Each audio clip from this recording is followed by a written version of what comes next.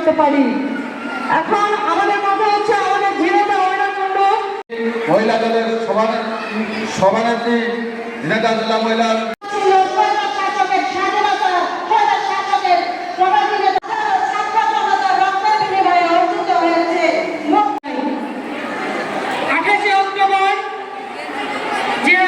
উপস্থিত হরিণাকুণ্ড থানা বিএনপির সম্মানিত সভাপতি আবুল হাসান মাস্টার,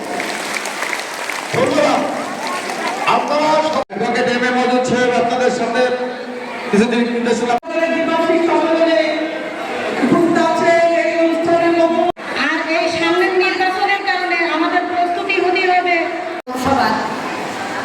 সম্মেলন উপলক্ষে আজকে আমাদের মাঝে উপস্থিত আছেন।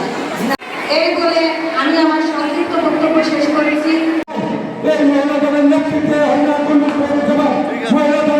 আমাদের নেতা সমাগম বক্তব্য না হবে আপনাদের স্থিরভাবে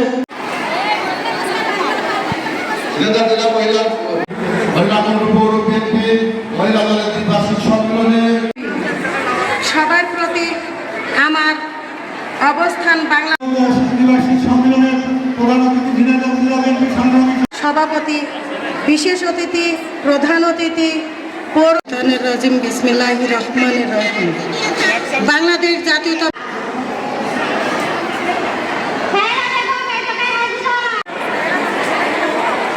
এবারে আমাদের সামনে বক্তব্য নিয়ে আসছে